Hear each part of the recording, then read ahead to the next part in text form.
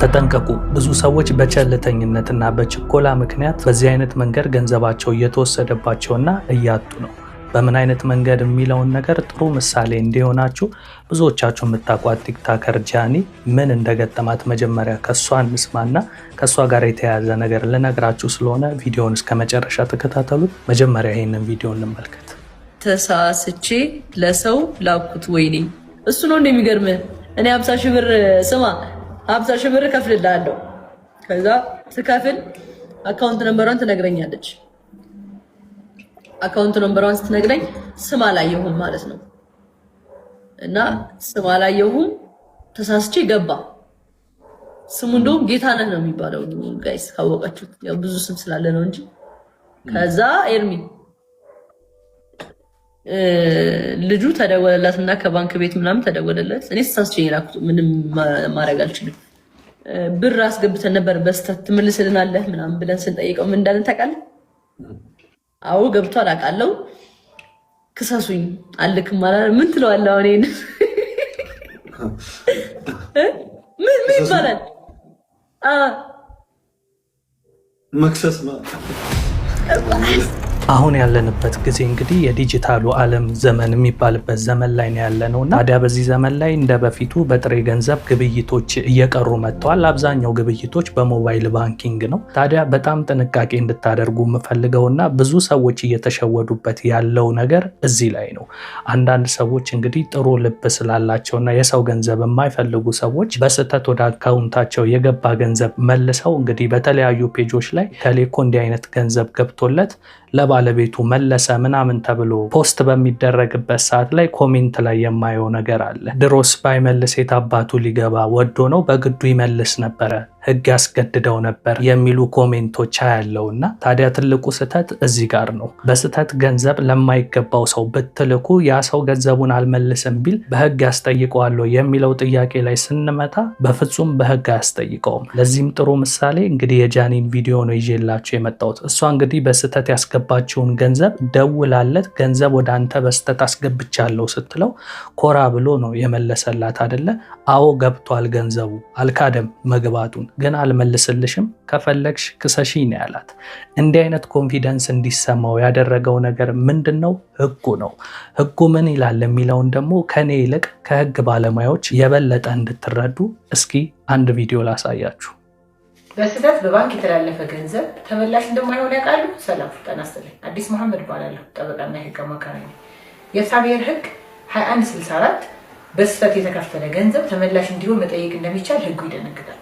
ነገር ግን የፌዴራል ጠቅላይ ፍርድ ቤት ሰበር ሰሚ ችሎት በቅጽ 26 በመዝገብ ቁጥር 175660 በባንክ ለግለሰብ ገንዘብ ያስተላለፈ ሰው ላኪው አስቦበት አምኖበት የተቀባዩን ስም አካውንት ቁጥር በመጻፍ ገንዘቡን በራሱ ፈቃድ ማታለል፣ ማስገደድ ወይም ሌላ የወንጀል ተግባር ሳይፈጸምበት አስተላልፎ የተገኘ እንደሆነ ይሄ ገንዘብ ይመለስልኝ ብሎ መጠየቅ አይችልም ተብሎ አስገዳጅ ትርጉም ተሰጥቷል። ይሄ እንግዲህ ካለው ተጨባጭ አንጻር ደግሞ ስናየው አንደኛ የቴክኖሎጂ ዘመን ስለሆነ በጣም ብዙዎቻችን በሞባይል ባንኪንግ ትራንስፈር እናደርጋለን። ብዙ ጊዜ ቁጥሮችን እንሳሳታለን። ሰዎችም ሲልኩልን ስማቸውን ሳይጽፉ አካውንት ቁጥር ብቻ ይልኩልንና ትራንስፈር የምናደርግበት ሁኔታ አለ። በተጨማሪም ደግሞ መጻፍ ማንበብ የማይችሉ ሰዎች ባንክ ሄደው የባንክ ሰራተኞች ጽፈውላቸው ኢቭን ተሳስተው የሚተላለፍበት አግባብ አለ ማለት ነው። እንግዲህ የፌዴራል ጠቅላይ ፍርድ ቤት ሰበር ሰሚ ችሎት የሚሰጣቸው እንደዚህ አይነት አስገዳጅ ትርጉሞች እንደ ህግ ነው የሚቆጠሩት። ሁሉም ፍርድ ቤቶች ይህንን ተግባራዊ ማድረግ ኃላፊነት አለባቸው። እንግዲህ ሰማችሁ አይደለ? በህግ እንደማያስጠይቅ። ለዚህ ነው ያ ግለሰብ በኮንፊደንስ ገንዘብሽን አልመልስም ያለው። ኢቭን ከባንክ ሁሉ አስደውላ ነው እንግዲህ መልስልኝ ያለችው። ታዲያ ብዙ ሰዎች የሚሸወዱበት ዋነኛ ምክንያት እዚህ ጋር ነው። አንድ ሰው ጋር በስህተት ገንዘብ ባስገባ የገባበት አካውንት ስለሚታወቅ ባንክ ሄጄ የዛን ሰው አካውንት አዘጋዋለሁ ወይም አሳግደዋለሁ የሚል አይነት ህሳቤ ስላላቸው ነው ብዙ ጊዜ የሚዘናጉት። ነገር ግን አንድ ባንክ የአንድን ሰው አካውንት በፍጹም ማገድም ሆነ ገንዘቡ እንዳይንቀሳቀስ ማድረግ አይችልም። ያንን የማድረግ ስልጣን ያለው ፍርድ ቤት ነው። ያ ግለሰብ በወንጀል የሚፈለግ ወይም ደግሞ እዛ ሰው አካውንት ውስጥ ያለ ገንዘብ በተለያየ ኮራፕሽን ሊሆን ይችላል፣ በስርቆት ሊሆን ይችላል የገባ ገንዘብ ከሆነ ከፍርድ ቤት ደብዳቤ ተጽፎ ለባንኮች የዚህ ሰው አካውንት እንዳይንቀሳቀስ ይታገድ ካልተባለ በስተቀር አንድ ባንክ ያለምንም አይነት ሌላ ተጨማሪ ደብዳቤ የአንድን ግለሰብ አካውንት ሄዳችሁ አዘጉልኝ ወይም አግዱልኝ ብትሉ ማንኛውም ባንክ ይህንን ነገር አይቀበላችሁም። እንደገና ደግሞ ህጉ ላይም እንደሰማችሁት በሞባይል ባንኪንግ እናንተ ለሆነ ሰው ገንዘብ ለመላክ ስትፈልጉ የዛን ሰው አካውንት ስታስገቡ ስሙን ከናያቱ ያመጣላችኋል አይደል? ስለዚህ ያን ስም ከናያት ካያችሁ በኋላ ያስገባችሁት የገንዘብ መጠን ይኖራል። እንደገና ደግሞ ያንን የገንዘብ መጠን ልትልኩ ስትል እርግጠኛ ናችሁ ይሄንን ገንዘብ ለመላክ የሚል እንግዲህ የተለያዩ በተኖች እንድትነኩ ወይ ቁጥር ወይ ፊደል እንድትነኩ ራሱ አፕሊኬሽኑ ያዛል እንጂ ዝም ብላችሁ ሞባይል ባንኪንግ ላይ የሆነን ሰው አካውንት ቁጥር ስለጻፋችሁ ብቻ ለዛ ሰው ገንዘብ ትልካላችሁ ማለት አይደለም።